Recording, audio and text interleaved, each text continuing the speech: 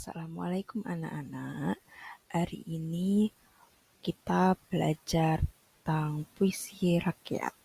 Kelas 7 SMP, elemen berbicara dan mempresentasikan. Kira-kira di sini kalian udah pada pernah mendengar atau belum ya tentang puisi rakyat? Kalau belum, kita belajar bareng-bareng materi tentang puisi rakyat.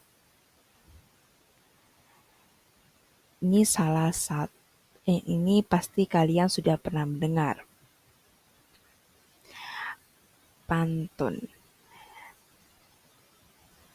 Di sini Bu Guru ingin membacakan kalimat pantun, teks pantun, dan nanti setelah Bu Guru memberikan satu kalimat, dua kalimat, kalian bilang cakep. Oke? Udara segar di waktu pagi. Datang surya tak ada awan, anak baik suka berbagi, hati mulia sifatnya dermawan. Sebelum kalian belajar materi tentang teks puisi rakyat, sini Bu Guru akan memberikan video motivasi agar kalian lebih semangat untuk belajar. Karena kalian sudah menonton video motivasi, di sini Bu Guru akan memberikan materi tentang teks puisi rakyat. Di sini ada elemennya nih, ada capaian pembelajaran, tujuan pembelajaran, pengertian dan tujuan, jenis-jenis puisi rakyat, dan sebagainya.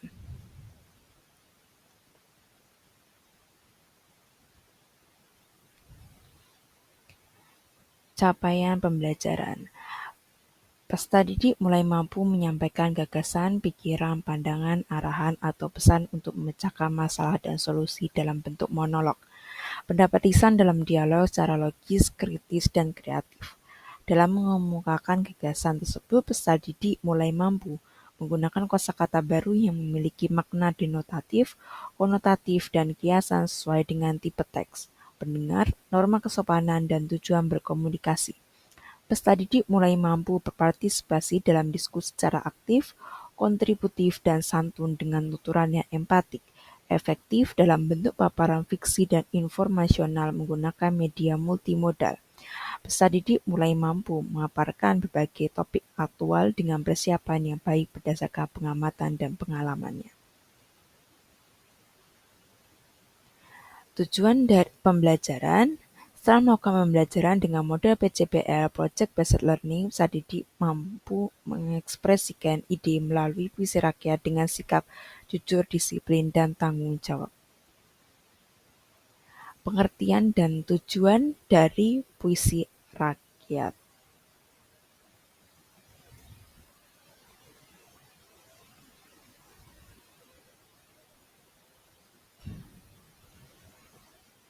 Puisi rakyat itu puisi yang berkembang pada masa masyarakat tradisional secara lisan melalui aturan-aturan yang mengikat dan mengandung nasihat atau pesan yang baik.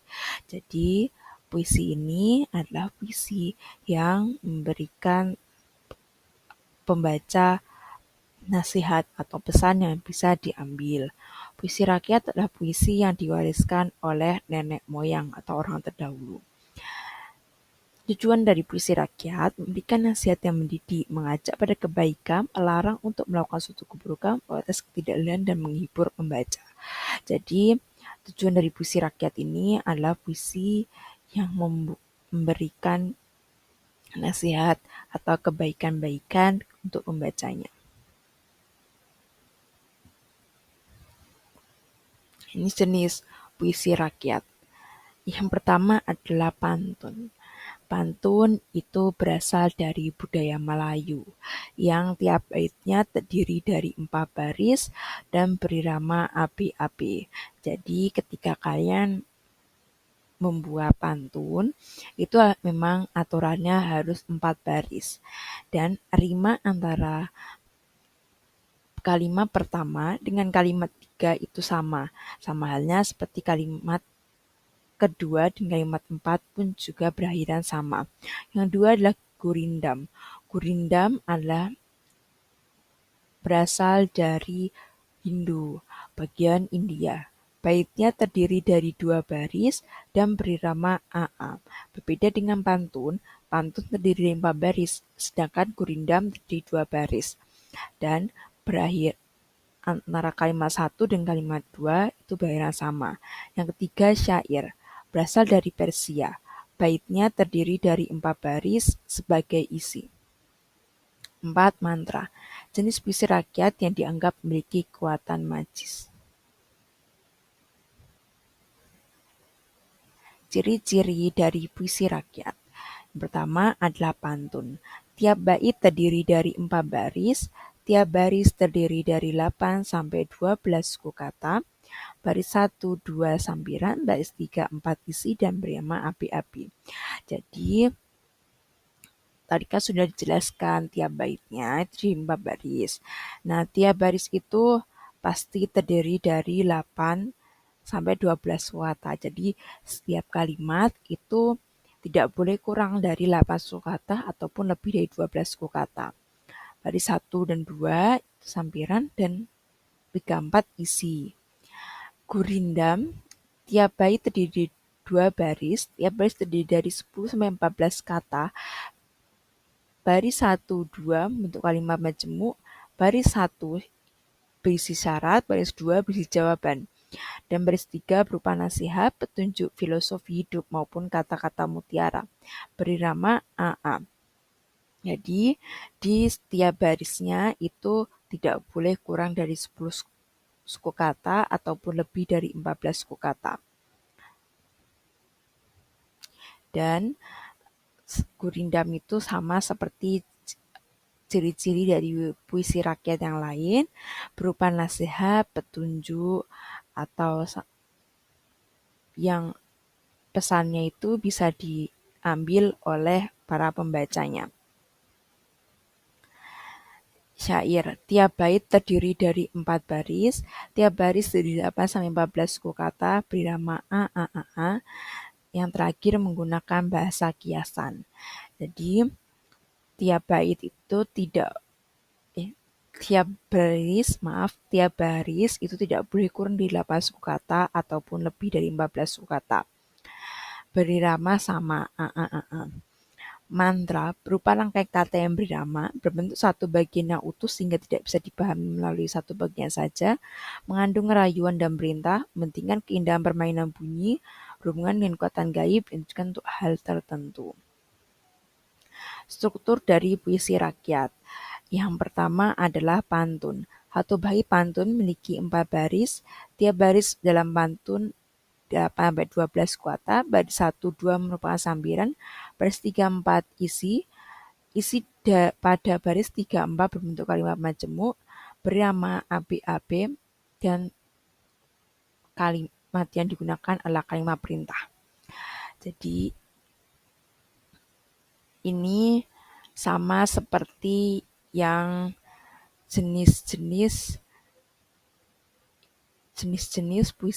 ciri-ciri puisi rakyat. Jadi ciri-ciri puisi rakyat itu sama seperti struktur dari puisi rakyat itu sendiri. Sama halnya seperti gurindam. Itu juga sama. Ya. Satu bait terdiri 2 baris, 10 sampai 14 kata, baris 1 syarat, baris 2 jawaban, berirama AA. Dan menggunakan kalimat yang menyatakan hubungan syarat. 3 adalah syair. Satu bait terdiri dari 4 baris, tiap baris terdiri 8 sampai 14 kata, berirama A atau bilangan yang sama. Kalimat yang menyatakan hubungan sebab akibat, pilihan kata bersifat simbolik. Yang keempat, mantra. Kepercayaan suatu masyarakat berisi satu kesatuan maksud yang diucapkan secara berurutan, menggunakan kalimat rayuan dan perintah, perhatikan keindahan bunyi yang dihasilkan ketika diucapkan. Kaidah kebahasaan dari puisi rakyat. Yang pertama, kalimat pernyataan. Kalimat yang menyatakan atau memberikan sesuatu, ciri-ciri kalimat pernyataan seperti berintonasi datar dan diakhiri tanda titik. Yang kedua, kalimat perintah. Kalimat yang bertujuan untuk memerintah, menyuruh, mengajak, dan melarang. Ciri-ciri kalimat perintah berintonasi naik, menggunakan partikel lah, menggunakan imbuhan kan diawali kata ayo, mari, jangan, atau dilarang, serta diakhiri tanda seru. Yang ketiga, kalimat saran. Kalimat saran adalah kalimat yang bertujuan memberikan usulan atau anjuran kepada orang lain. Ciri-ciri kalimat saran adalah menggunakan kata yang bersifat anjuran, seperti sebaiknya, seharusnya, hendaknya, dan sebagainya. Lanjutan. Yang keempat adalah konjungsi. Kata atau ungkapan yang menghubungkan kata, frasa, klausa, ataupun kalimat. Nah, ciri-ciri konjungsi ini ada menyatakan sebab, menyatakan akibat, menyatakan syarat, menyatakan tujuan. Menyatakan sebab ini misalnya adalah di, di sebuah kalimat ada kosakata sebab dan karena, kalau akibat maka, sehingga, dan akibatnya, atau syarat jika, jikalau, bila, apabila, kalau, dan asalkan. Menyatakan tujuan untuk seperti agar, supaya, guna, dan untuk. Kalimat majemuk kalimat yang terbentuk dari dua klausa atau lebih yang dipadukan. Simpulannya, puisi rakyat yaitu puisi yang sudah ada sejak dulu, yang biasanya terdiri dari 4 baris, khusus pantun dan syair. Gurindam terdiri 2 baris, sedangkan mantra bisa terdiri dari 6 baris atau lebih. Biasanya pantun terdiri dari AB-AB, gurindam dan syair berirama AA. Nah, karena kalian sudah